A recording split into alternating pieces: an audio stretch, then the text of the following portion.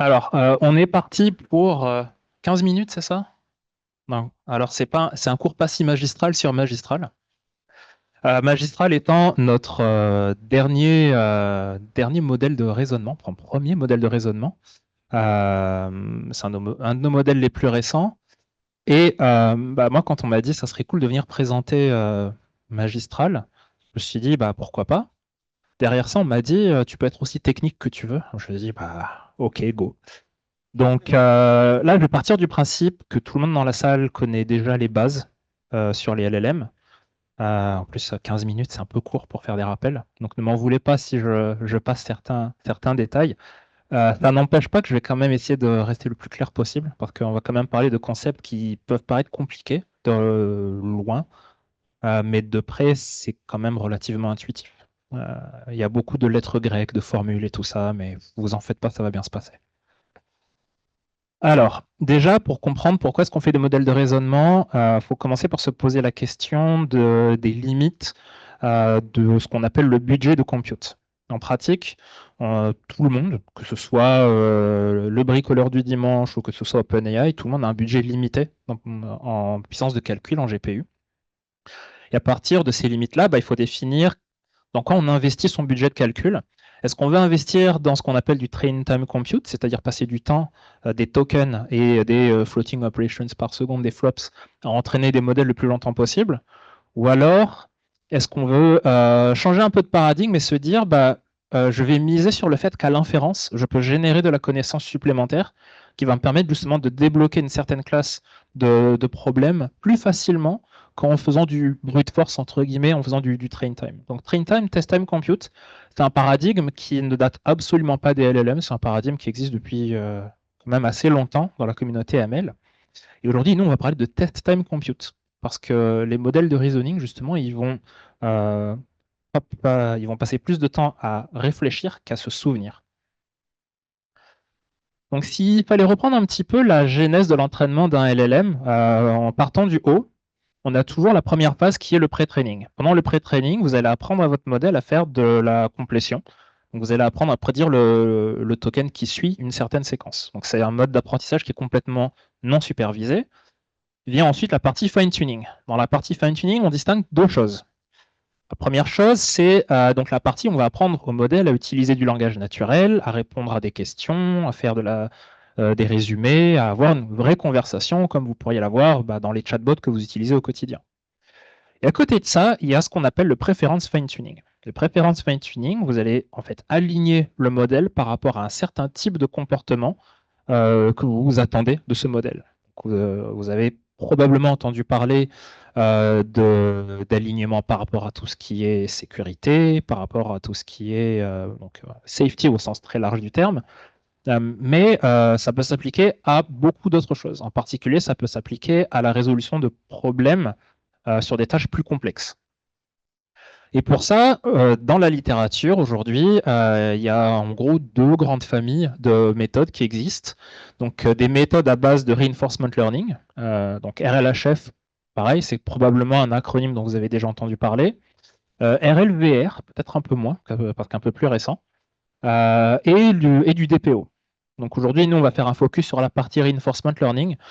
On pourrait faire une présentation d'une heure en fait sur chacune des boîtes de ce diagramme. Mais bon, ça sera pour une autre fois. Alors, si jamais il fallait faire du breakdown sur la partie reinforcement learning, en commençant par la partie RLHF, donc ça c'est la partie la plus entre guillemets vieille. Et on parle de reinforcement learning, ça peut peut-être surprendre quelques-uns puisque le reinforcement learning, peut-être qu'ils en ont entendu parler pour la première fois dans un contexte qui avait rien à voir avec les LLM, de la robotique ou ce genre de choses. En fait, si on se replace dans un contexte beaucoup plus large que celui des LLM, le contexte de reinforcement learning est relativement simple. On a un agent qui est capable d'effectuer des actions pour influencer son environnement. Donc, une fois que l'environnement est changé, il y a ce qu'on appelle une récompense, un reward, qui est calculé pour déterminer si oui ou non l'agent a agi comme il fallait par rapport au changement observé dans l'environnement. Figurez-vous que pour un LLM, c'est plus ou moins la même chose qui va se passer. Si on prend les choses dans l'ordre, vous commencez du coup par montrer donc un état de départ au LLM, qui est donc la séquence d'input token. Ici, donc, le LLM, on va arrêter de l'appeler LLM, on va l'appeler policy, parce que c'est comme ça qu'on appelle un LLM quand on fait du reinforcement learning. Mais c'est exactement la même chose, donc c'est dénoté par la lettre pi ici, et la lettre θ représente en fait les paramètres du modèle, donc les poids. Et ce qui va se passer, c'est que bah, l'agent va agir, il va générer un token, donc il va faire une opération de complétion. Et bah, derrière, on veut vérifier si oui ou non le token qui est généré correspond à quelque chose qu'on veut récompenser ou pas. Ça ressemble furieusement à n'importe quel problème d'optimisation. Donc, pour résoudre ces problèmes d'optimisation, bah, comme d'habitude, on va travailler à base de gradients. Alors, cette fois, on ne va pas faire de descente de gradient, puisqu'on ne veut pas minimiser une loss. On va faire de ce qu'on appelle du gradient ascent. On veut maximiser le reward. RLHF, c'est la partie reward model, est énormément basée sur tout ce qui est annotation. Donc, l'intuition derrière l'idée derrière le RLHF, c'est en fait d'avoir des annotations qui ont été faites soit par un modèle, soit par des annotateurs humains. Et en fonction des votes qui auront été soumis dans ces datasets d'annotation, ben, on va pouvoir aligner le comportement du modèle. Ça, c'était il y a longtemps, donc 2022 à l'échelle des LLM. Il n'y a pas si longtemps que ça, nouvelle philosophie est sortie parce qu'on s'est dit RLHF c'est bien pour justement voir à quel point on peut orienter un modèle selon les préférences humaines. Là, on veut résoudre un autre problème qui est la résolution de tâches complexes. Ça n'a plus rien à voir avec des tâches entre guillemets open-ended comme du résumé, du dialogue, etc. Là, on a un problème, une solution, et on veut vérifier si le modèle est capable d'y répondre.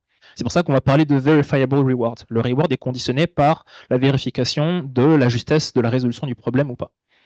Le diagramme ne change absolument pas. La seule chose qui va changer, ça va être au niveau du reward. Là, on va avoir justement un ou plusieurs verifiers qui vont entrer en action et qui vont en fait déterminer la façon dont le reward est calculé. Si jamais vous voulez une introduction à la partie RLVR, le papier de Nathan Lambert qui bosse chez c'est Allen AI Lab, je crois, AI2, est vachement bien écrit. Et il explique en fait beaucoup plus en détail la philosophie derrière tout ce qui est verifiable reward. Et l'intuition en elle-même, encore une fois, c'est pas quelque chose de très compliqué. Du coup, on va se dire, bah, ok, je vais apprendre à raisonner avec un modèle. De quoi est-ce que j'ai besoin bah, on a besoin d'ingrédients où on se dit, bah, on a des datasets où on a tout un cheminement logique qui est suivi entre l'exposition d'un problème, la résolution step by step et une solution. Et quoi de mieux que du code ou des maths pour faire ça? Et c'est là où justement la magie des LLM rentre en jeu, parce que lorsque vous allez entraîner un modèle à faire du reasoning sur des maths et du code, bah lui, il va savoir ensuite extrapoler tout ça pour résoudre des problèmes de la vie quotidienne qui ne sont ni des maths ni du code. À quoi ça ressemble? Donc, si jamais vous voulez voir un petit peu un aperçu de ce qu'on a dans les datasets d'Eval, bah, ça, c'est typiquement le genre de problème sur lesquels on entraîne les modèles de reasoning. En général, les benchmarks qu'on va trouver, c'est niveau Olympiade de maths, IMO. Et c'est pas si facile que ça, mine de rien. Donc ça, c'est pour la partie maths. Mais en fait, vous voyez que la réponse est là. Donc c'est pour ça, encore une fois, qu'on parle de vérification. Nous, ce qui nous intéresse, c'est non seulement le cheminement qui a mené à cette réponse-là, mais aussi la justesse de la réponse. On peut aussi faire la même chose avec du code, c'est-à-dire qu'on va évaluer la capacité de ce modèle à résoudre des problèmes compliqués de code, pas juste de l'autocomplétion, mais ce qu'on appelle du self-repair ou du self-healing, c'est-à-dire fixer du code qui est cassé par rapport à un problème donné. Comment exécuter aussi du code? On lui donne voilà, une code base. Hein, et ben voilà, maintenant, on trouve le moyen d'exécuter, de compiler, de fixer les bugs, etc. On va un cran au-delà de la partie complétion. Donc ça, c'est en gros les datasets. Maintenant, s'il fallait se pencher un peu plus sur la partie reward, comment est-ce qu'on écrit un peu l'équation qui va nous permettre de calculer la façon dont on veut récompenser le modèle lorsqu'il se comporte bien? Alors nous, on a implémenté ça de cette façon-là. On a dit, on va commencer par une sorte de gate qui est le formatting. Si on n'a pas une réponse du modèle dont le raisonnement est contraint entre deux blocs think, où il expose son raisonnement, et si le résultat n'est pas dans certains blocs spécifiques du markdown pour du code ou du anti-slash bloc pour des maths, on discarde tout de suite la réponse. Comme ça, le modèle, on est sûr qu'il se comportera comme on veut pour la partie formatting. Derrière, pour vérifier les maths, c'est là où ça devient un peu rigolo. On a un système automatique qui est en fait un mix de parseurs et de code à base de symbolique avec du SymPy pour vérifier justement si oui ou non une réponse mathématique est correcte. Ça permet en fait, le fait de passer par SymPy permet de formaliser au-delà de la réponse purement numérique, entre guillemets. Pour du code, comme beaucoup de datasets de code contest sont écrits dans des langages optimisés pour la performance, nous on a standardisé sur C++. Du coup, le verifier va compiler le code. Il a déjà des headers qui sont précompilés et du coup, il va exécuter. On a prédéfini un timeout et vérifier la réponse du coup. Déjà, est-ce que ça compile? Oui ou non? Ça conditionne le reward. Et est-ce que ça compile? Il donne le bon résultat. Ça conditionne aussi le reward. Autre chose, donc on a la taille de la output, donc length penalty. Donc ça, c'est un paramètre un peu plus dynamique. Au fur et à mesure qu'on entraîne le modèle, on va de plus en plus pénaliser la longueur de la réponse. Donc au tout début, le modèle aura tendance à donner des réponses courtes. On va le pousser à donner des réponses de plus en plus longues, mais ça sera quelque chose qui sera un peu dynamique dans le temps, parce que plus la réponse est longue, plus on va pénaliser aussi les longues réponses. Comme ça, il peut s'ajuster à un niveau de, on va dire, longueur moyenne de réponse correcte pour son raisonnement. Et derrière, il y a la partie language consistency, où si jamais la question est posée en anglais, on veut que la réponse soit en anglais, avec le raisonnement en anglais. Si la réponse est posée en hongrois, on veut que le raisonnement soit en hongrois, avec la réponse en hongrois, etc., etc. On ne veut pas que le modèle switch à l'anglais à n'importe quel moment. Et pour conditionner tout ça, on a mis en place un système prompt un peu particulier, qui donne quand même pas mal de flexibilité, parce qu'au final, c'est pas juste un token spécial qui va activer le reasoning. En fait, vous allez mettre un système prompt suffisamment proche de celui-là pour activer justement la capacité de raisonnement du modèle. Donc c'est basé sur un système prompt, ça donne pas mal de flexibilité quant à ce qu'on veut mettre dans le système prompt. On verra ce que ça donne en pratique plus tard. Alors ça, c'est bien beau, mais sur la partie training, comment ça se passe? Alors, tout à l'heure, on avait parlé d'optimisation. En reinforcement learning, l'objectif du problème d'optimisation, donc ça va être de maximiser ce qu'on appelle l'expected return value. Donc ici, donc θ, ça va être les paramètres de votre policy. Et l'idée, en fait, ça va être de considérer ces deux termes-là. Donc le terme de gauche, ça va être la log probabilité des actions qui vont mener à des meilleures récompenses. Et ici, le facteur de droite, donc R pour reward ou return, ça va être en fait un scaling factor. Et l'intuition derrière cette équation, elle est très simple. Le premier terme va conditionner la direction dans laquelle vous allez monter par rapport à votre gradient. Et le deuxième terme, c'est un scaling factor qui va vous dire à quel point vous voulez monter ou descendre, parce que c'est positif ou négatif. La flexibilité des rewards, c'est que vous allez avoir une échelle, on va dire, continue, beaucoup plus flexible que du 0 ou du 1, par exemple. Dans la vraie vie, ça ressemble plutôt à ça, quand on veut regarder une objective function. Donc ça, c'est la fonction qui est utilisée dans une méthode qu'on appelle le GRPO, donc Group Related Policy Optimization. GRPO, ça a été mis un peu sous les feux de la rampe par DeepSeek. Alors pas par DeepSeek R1, mais par un papier plus vieux que ça, un tout petit peu plus vieux, qui s'appelle DeepSeek Math, dans lequel justement ils exposent cette fonction-là. Et encore une fois, là, ça peut paraître compliqué comme ça, mais si on prend le temps de décomposer un peu l'équation, vous allez voir qu'intuitivement, c'est exactement ce qu'on vient de voir. Donc si on part du haut vers le bas, de la gauche vers la droite, donc là on veut maximiser donc une moyenne, donc c'est pour ça qu'on a une espérance en haut. Donc Q, ça va être le processus de sampling. Pi représente toujours du coup la policy, donc le modèle. Et là, ce que vous allez avoir en fait, c'est un ratio entre la policy à un état des paramètres θ et la policy à l'état précédent. Donc on va évoluer en fait la façon dans laquelle la policy a évolué lorsqu'on a mis à jour les poids par rapport à la génération précédente. Rappelez-vous qu'on avait un scaling factor qui s'appelait R dans l'équation de tout à l'heure. Ici, on a remplacé ça par ce qu'on appelle une fonction d'avantage, qui est en fait ni plus ni moins qu'une version normalisée une sorte de z-score en fait. Parce que ce qui change avec GRPO, la clé du GRPO, c'est que vous n'allez pas générer un seul sample, vous allez générer n samples pour le même input, pour la même séquence d'input. Et ensuite, vous allez faire des statistiques sur le reward, enfin les rewards qui ont été calculés pour chacun des samples. Et en fait, l'ensemble de ces samples, c'est ce qu'on appelle le groupe, le G de GRPO. Alors derrière ça, on a rajouté en fait ce que vous voyez ici, donc le min et le clip. Ça, c'est pour des questions purement de stabilité pendant la partie d'entraînement, mais la partie importante, c'est vraiment le ratio fois la fonction d'avantage. Et le dernier terme qui est là, en fait, c'est un terme pénalisant avec la divergence Kullback-Leibler entre la policy à un état donné et la policy initiale. Encore une fois, ici, le paramètre bêta, c'est pas une constante, c'est un paramètre dynamique. Et c'est un schedule enfin, c'est un decaying schedule, on appelle ça. Donc ici, en début d'entraînement, bêta va être conditionné de façon à pousser à l'exploration de l'espace. Et plus on avance dans l'entraînement, plus bêta va changer de façon à ne pas trop s'éloigner de la policy de référence pour ne pas sombrer dans un problème qu'on appelle le catastrophic forgetting, qui en fait n'est ni plus ni moins que la perte du modèle. Enfin, le modèle perd ses capacités initiales de complétion, d'instruct, etc. Avec ce diagramme-là, on voit les choses de façon beaucoup plus claire que la formule. Là, vous voyez que donc, le modèle va vous donner 1, 2 jusqu'à G samples dans un groupe.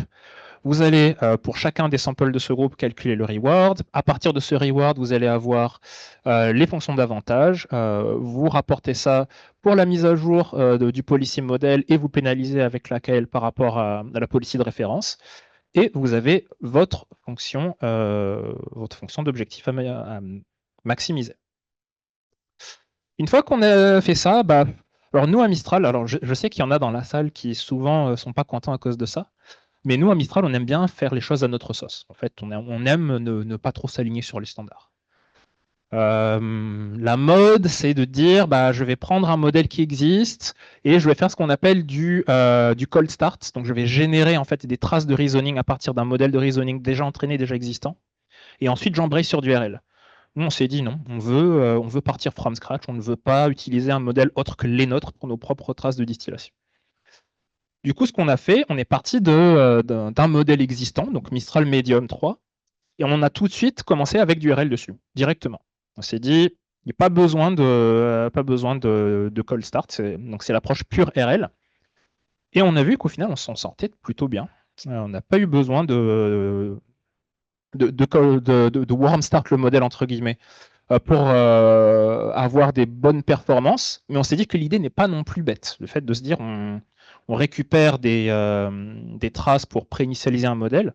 Mais maintenant qu'on a un modèle qui est le nôtre, on va pouvoir générer des traces pour faire du supervised fine-tuning sur ces traces de reasoning pour créer un autre modèle qui est du coup plus petit.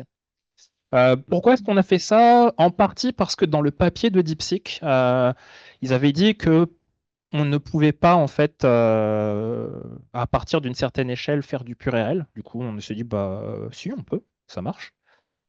Et l'approche, on va dire, supervised fine-tuning pour prédémarrer la logique de reasoning plus le RL, c'est aussi quelque chose de valide sur des plus petits modèles. Et ça donne un boost qui est finalement pas négligeable du tout quand on va voir les chiffres. Alors, la partie la plus intéressante pour moi, elle est là. D'un point de vue méthodologie, on n'a pas réinventé la roue. Par contre, pour implémenter le pipeline d'entraînement, c'est là où on s'est quand même bien amusé. Parce qu'on s'est dit, GRPO oblige, il faut plusieurs générateurs qui tournent en parallèle. Le problème, c'est qu'à un moment, on va forcément se retrouver avec un bottleneck si on fait tout de façon synchrone. Qu'est-ce qu'on a fait? Du coup, on a programmé tout de façon la plus asynchrone possible jusqu'à ici l'intervention des trainers qui vont mettre à jour les policies.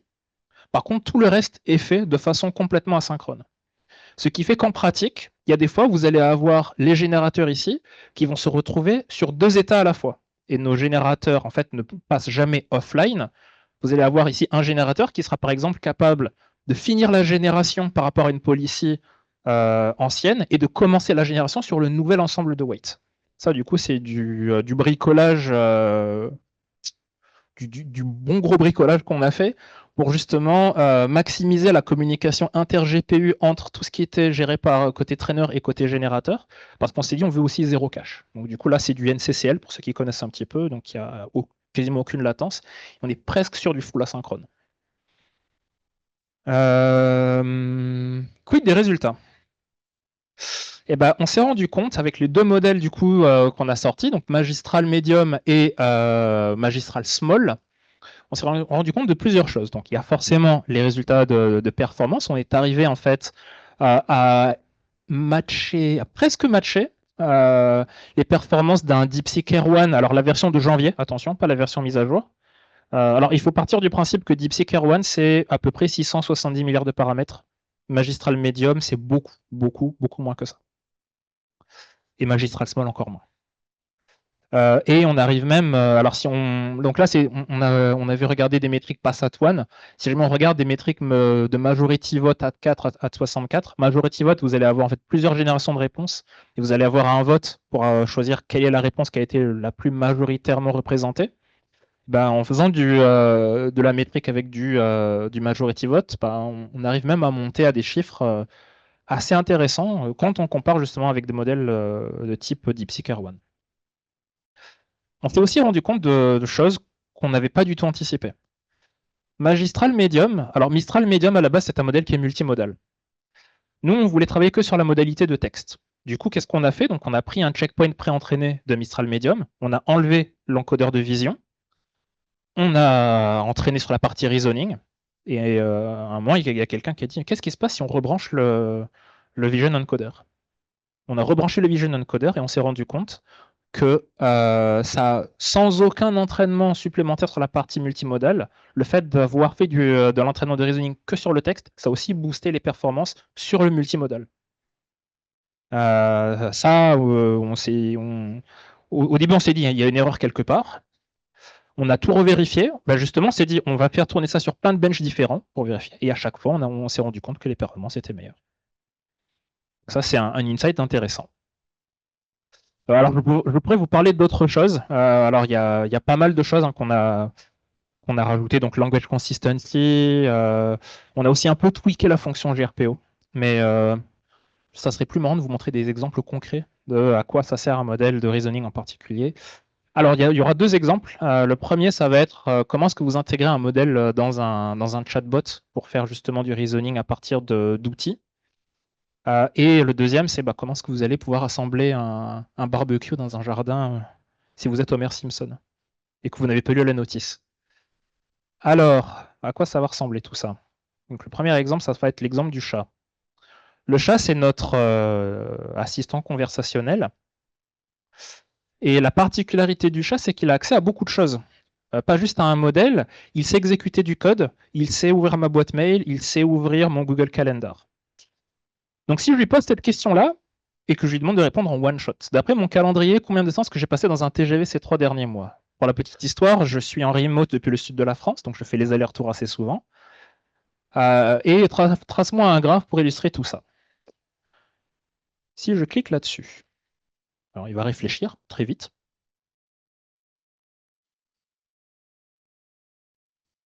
Donc là, qu'est-ce qui s'est passé en les 5 secondes?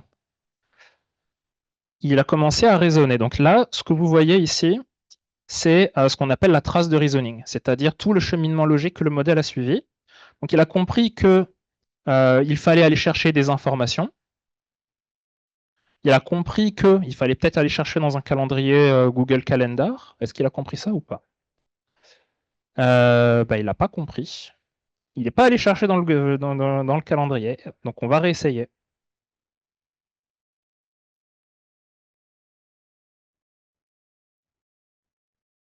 Alors ça, c'est la joie des démos, des live démos. Alors. Allez, on va lui filer un petit coup de main. Hop, d'après mon calendrier Google, voilà. Hop, tac. Alors après, c'est peut-être aussi parce que j'ai pas activé. Ah bah oui, c'est peut-être pour ça. forcément. C'est quoi déjà le problème entre le clavier et le... Bah, connect, hein, du coup. Ah oui, bah oui, ça va être un peu compliqué là. Bah allez, je vous montrerai ça tout à l'heure. Mais celle-là, c'est pas la démo la plus rigolote, celle-là. Donc là, en théorie, il serait allé chercher dans le calendrier, il aurait exécuté du code pour tracer le graphe. C'était quoi le deuxième exemple? C'était Homer Simpson, c'est ça? Alors qui du coup a vu cet épisode des Simpsons où il essaie de monter un barbecue et qu'il galère comme pas possible? Bah là, on va lui filer un coup de main avec Magistral. Et ce qu'on va faire, c'est qu'on. Alors, derrière ce petit script, c'est ni plus ni moins qu'une modification du système prompt pour que Magistral résonne comme Homer Simpson. Et là, du coup, j'ai posé la question: How can I build a barbecue for my garden? Et là, il va vous répondre des trucs du genre first thing that comes to my mind is beer. D'accord? But no, that's not helpful. Or is it? Maybe. So, okay, so I need a barbecue, there's a grill, bla bla bla bla bla. Alors, là, ce qu'il faut voir, c'est que même en altérant le système prompt, le modèle garde des capacités de raisonnement. Par contre, il sait s'adapter au persona. C'est-à-dire que même si on lui dit de penser comme Homer Simpson, c'est pas pour autant qu'il va faire n'importe quoi. Il va quand même vous donner une réponse, c'est juste que le ton sur lequel il va vous donner ça, bah, il va y avoir des petites blagues, vous voyez. Maybe I should ask Barney for help. Now he's usually drunk. Maybe I should ask Ned Flanders. Yeah, he's going to try me to convert me. Blah. Et à chaque fois, la structure reste la même. Vous avez le reasoning entre les ballistiques et vous avez une solution qui tombe derrière. Et nous, quelque part, c'était une des solutions qui nous avait plu parce que le fait de se dire, on donne de la flexibilité sur le système prompt, bah, ça permet potentiellement, alors pas nécessairement de faire du Homer Simpson, mais si jamais vous avez un outil qui fait par exemple quelque chose d'un peu plus pédagogique, bah, dans le processus de reasoning, bah, vous pouvez aussi illustrer ça. En utilisant tel type de vocabulaire, en demandant tel niveau de clarté, en demandant plus ou moins d'exemples. Ça, c'est un degré de flexibilité en plus que vous gagnez lorsque vous faites du reasoning. Hop, donc j'ai bientôt fini. Je ne sais pas où est-ce que j'en suis avec le temps, mais tac, on est sur la fin, vous en faites pas. Donc bah, c'est un miracle si jamais je suis pas, j'ai pas dépassé le temps. Voilà, donc la morale de l'histoire avec Magistral, et ça on l'a mis dans le papier qu'on a écrit, c'est que pour nous c'est juste le début. On a mis en place le pipeline de RL. On a découvert plein de choses super intéressantes, donc on va continuer d'investir dedans et on va continuer aussi de publier ce qu'on a trouvé, parce que pour nous, c'est super important de partager ces insights-là. Mais voilà, on ne fait pas que des modèles chez Mistral, on construit aussi une plateforme. Moi, pour tout vous dire, je ne suis absolument pas expert en reinforcement learning. Moi, mon expertise est plus sur la partie plateforme. On construit un cloud aussi. On a un monsieur de chez NVIDIA qui est venu nous voir à Vivatech il y a 2 semaines, qui nous a dit, bah, on va construire quelque chose avec vous, on va mettre 18 000 GPU dedans, on va faire un beau data center. Et donc voilà, Mistral, c'est d'abord et avant tout une aventure tech humaine très sympa. Donc n'hésitez pas si jamais vous voulez venir nous rejoindre. Et merci. Merci pour la presse. Quand tu as expliqué que en reinforcement learning, on va récompenser ou pas le résultat, mais en fait le résultat on le connaît à la fin. Et donc comment on fait à chaque token pour avoir un reward, ou est-ce que c'est à la fin qu'on fait le compteur de reward de tout ce qui s'est passé avant? Alors c'est à la fin de chaque génération, à la fin de chaque séquence qui est générée. Et tu rewards tous les tokens d'avant alors? En fait, on ne peut pas calculer le reward tant qu'on n'a pas récupéré la séquence complète. Par contre, en fait, c'est là où le buffering arrive. Par contre, ça ne bloque pas les générations qui arrivent derrière. Donc c'est pour ça qu'il n'y a jamais de buffering complet, il y a toujours quelque chose qui tourne. Il n'y a jamais un moment où on dit on s'arrête jusqu'à ce que tout se passe. Parce que même les trainers, une fois qu'ils mettent à jour une partie du modèle, bah, ils mettent à jour leur partie du modèle. Et derrière, bah, le générateur de la génération suivante bah, peut embrayer. Donc, le diagramme il est un peu simplificateur. Merci. Un petit Et peu. est-ce qu'il est open source? Est-ce qu'on peut faire du fine-tuning dessus ou pas encore? Alors, Magistral Small est open source en Apache 2.0, donc licence non contaminante. Et on peut faire un peu ce qu'on veut avec. Bah déjà, quand on a sorti Mistral Small, début de l'année, on avait sorti le base model parce qu'on avait déjà eu des gens dans la communauté qui nous ont dit on veut faire du GRPO sur votre base model. Du coup, on a dit bah voilà, go. Et là, avec Magistral, bah oui, donc la version small, donc c'est un 24B en plus, donc vous pouvez le faire tenir en non quantisé sur un H100. Sur un Mac M3? Ça doit tourner sur Olama. Je crois que sur Olama, ils ont déjà sorti une version. Merci pour la presse. J'ai deux questions. Mais La première sur une de tes premières slides, est-ce que c'est à l'échelle en termes de temps de compute, ce que tu montrais avec la partie pré-training, fine-tuning, etc. alors, en haut du diagramme, oui. Euh, C'est juste ça. Ouais. alors la partie haut du diagramme, oui. Le pré-training, quoi qu'il se passe, ça prend toujours un temps fou.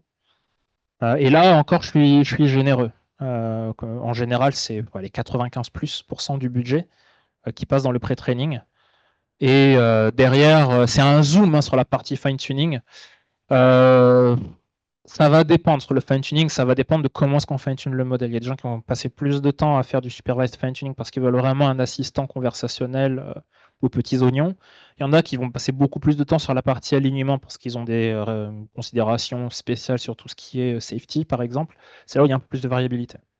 Et ma deuxième question, dans ta fonction GRPO, tu parles Ouais. d'une policy reference. Elle sort d'où cette policy reference? À quel moment du flux de reinforcement learning tu dis ce poids-là, c'est ma ref? Ça, c'est l'état de départ. C'est le modèle qui n'est pas entraîné, en fait. C'est le checkpoint de départ où on n'a pas mis la policy à jour.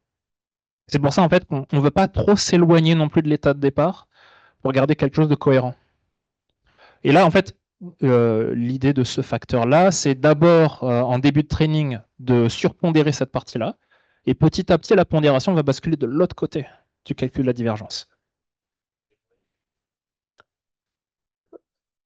Tu t'éloignes progressivement de. Alors, tu te rapproches progressivement de la référence. Merci pour la super presse. Petite question au Ouais, niveau de la généralisation des modèles. ouais, Enfin, tu parlais de la partie ouais, vision. ouais, Et pour la partie code plus ouais, problème ouais. mathématique, est-ce que entraîner sur les deux à la fois est meilleur que juste entraîner sur du code, par exemple, quand on évalue sur du code, ou c'est... Alors, quel est l'intérêt en fait d'inclure du maths pour avoir... alors, nous, on a vu qu'il fallait les deux. Euh, Alors, c'est rigolo parce que c'est un peu un bruit de couloir qui court pendant les conférences de dire si on apprend un modèle à faire des maths, il saura faire du code et vice-versa. En pratique, on a vérifié que c'est juste pas le cas. Donc, c'est pour ça qu'on a fait les deux. Et d'ailleurs, en follow-up, petite question aussi, euh, est-ce que tu généralises aussi sur d'autres compétences? Je sais pas, mais est-ce qu'il est meilleur en économie ou en physique, euh, même si vous n'avez pas traîné sur ça? Alors, en physique, probablement. En économie, c'est un peu plus compliqué. Alors, ça dépend de quoi en économie. Alors, il faut se souvenir qu'on est sur des problèmes vérifiables. Donc, il faut une réponse. Si je lui pose une question en lui disant comment est-ce que j'arrête l'inflation, j'aimerais bien qu'il y ait une réponse universelle, mais malheureusement, il n'y en a pas. Donc voilà, tant que le problème est vérifiable, je pense qu'il y a de la marge de progrès qui est atteignable.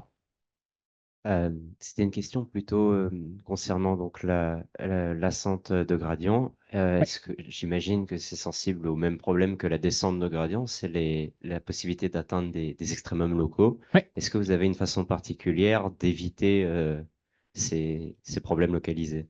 Alors, oui, le terme de clipping qu'il a est exactement fait pour ça, en fait. Parce que justement, le ratio entre la nouvelle et l'ancienne policy, effectivement, c'est quelque chose qui peut pas mal varier. Donc l'idée d'avoir ce terme de clipping, alors ça c'est bien expliqué dans le papier d'Ipsicmat, c'est justement de temporiser un petit peu les écarts potentiels. Nous, ce qu'on a rajouté, c'est un niveau de normalisation en plus sur la partie avantage.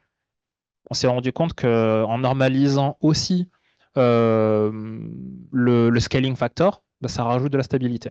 Est-ce que le fait d'entraîner cette capacité de raisonnement dans un modèle, ça permet de la rajouter à un modèle existant ou ça crée un nouveau modèle qui fait que du raisonnement? C'est du fine-tuning. Donc, on part d'un modèle qui a déjà été pré-entraîné. Là, en l'occurrence, pour Magistral Medium et même pour Magistral Small, on est parti du coup de Mistral Medium 3, donc pré-entraîné et Instruct Fine-tuned. Même chose pour Magistral Small, on est parti de Mistral Small, pré-entraîné Fine-tuned. D'accord. Donc, sur la plateforme, par exemple, quand on ne clique pas sur raisonner, ça utilise un modèle qui est complètement différent. Ce n'est pas le même modèle, mais qui refuse de raisonner. Alors, c'est un peu plus compliqué que ça. On a un système de routing un peu plus custom que ça, mais l'idée est là, oui, effectivement.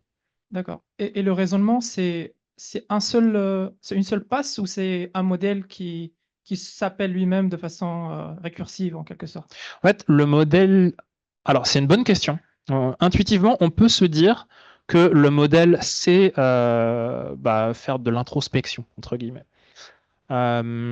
Pour ceux qui ont lu le papier de DeepSeek Erwan, il y a une section où il parle de ce qu'on appelle le aha moment. En fait, au bout d'un moment, le modèle apprend de lui-même à se remettre en cause. C'est pour ça que souvent dans les traces de reasoning, vous allez voir but wait, oh wait, but what if, et il peut en fait vous donner 4-5 réponses différentes dans son processus de raisonnement avant d'arriver à la réponse finale, mais ça reste un processus de génération, ça reste une seule trace. Il n'y a pas d'appel consécutif. D'accord. Donc, quand ça parle de test time compute, Oui. c'est finalement juste c'est le même paradigme en quelque sorte, c'est juste que le modèle procède différemment. Alors, le test time compute, c'est l'idée de dire que on passe plus de temps à faire de compute à l'inférence. Alors, pas plus de temps à l'inférence qu'au training. C'est-à-dire qu'on la partie raisonnement est débloquée à l'inférence. Elle n'est pas débloquée en faisant plus de training, elle est débloquée en faisant de l'inférence de façon intelligente. Là, pour le coup, le budget d'inférence augmente parce qu'on génère plus de tokens, nécessairement, mais c'est pas comme si on avait entraîné le modèle uniquement sur des traces de reasoning. C'est pour ça que le reinforcement learning est aussi important. On n'a pas entraîné avec des exemples trait pour trait où on a problème, trace et résultat. On a appris au modèle à faire ça entre guillemets de lui-même. C'est l'approche pure RL en fait dont dont on a parlé pendant la présentation. D'accord. Parce que j'avais l'impression que ce paradigme de test time compute, c'est plutôt que tu génères plusieurs réponses, par exemple, et tu prends un modèle qui Alors ça choisit les peut, meilleures. c'est tout ce qui se passe après le training. OK. Et quand tu génères plusieurs réponses, effectivement, tu es déjà à la partie inférence, si tu veux. Et c'est pour ça que ça ne s'arrête pas au LLM. Sur plein de problèmes de reinforcement learning, quand tu vas faire je sais pas, tu es AlphaGo, tu veux explorer les différentes possibilités sur ton plateau de jeu de Go, bah, tu vas utiliser, entre autres, un algo qui s'appelle Monte Carlo Tree Search. Tu vas rajouter une couche de search sur des possibilités différentes. Mais là, le modèle ne s'entraîne pas, en fait. Il réfléchit. C'est pour ça qu'on parle pour simplifier un peu, on dit, le modèle passe plus de temps à réfléchir qu'à apprendre. C'est pour ça que moi, j'aime bien aussi ces petits gifs. J'ai essayé de trouver un moyen pour illustrer ça. Voilà, il y a des fois où on se dit, on prend ce qu'on a, on essaie de réfléchir, et peut-être que la solution est là, par rapport à chercher juste ce qu'on a appris dans des bouquins ou en observant l'environnement. Merci beaucoup pour la présentation. Ma question, est-ce que on va voir apparaître des modèles mixture of experts dans la partie raisonnement avec du fine-tuning spécifiquement sur des thématiques spécifiques, coding, mathématiques, etc. Alors, les MOE en reasoning, ça existe déjà. Le modèle R1 de DeepSeek est un MOE. La partie raisonnement, elle n'est pas tant, on va dire, condition. Enfin, le MOE versus dense et reasoning versus non-reasoning, c'est pas vraiment comme des choses qui sont fortement liées, on va dire. Moi, j'aime bien quand même rappeler que lorsqu'on parle de mixture of experts, en pratique, les experts ne sont pas nécessairement spécialisés dans une tâche en particulier. La vraie question à se poser, c'est plus des considérations de déploiement, je dirais. Euh, Combien ça coûte de déployer un MOE qui fait 670 milliards de paramètres et qui génère énormément de tokens en sortie versus déployer un modèle dense qui, on va dire, scale un peu mieux d'un point de vue infrastructure. Euh, voilà, c'est des questions ouvertes aujourd'hui. Il y a la communauté discute beaucoup de ça.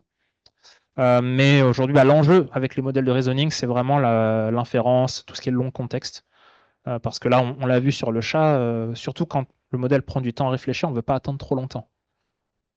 Donc, pour moi, la clé, elle est là, quelque part. C'est vraiment la vitesse d'inférence. Et pour le coup, c'est une rationnelle qu'on veut garder chez Mistral. L'idée, c'est pas d'aller nécessairement chercher les plus gros modèles. On voit des gros modèles. Nous, ce qu'on aime bien faire, c'est matcher les performances à des tailles, à des ordres de grandeur beaucoup plus petits. Merci. Merci beaucoup, Arizo. Merci à On vous. va passer à toi un peu.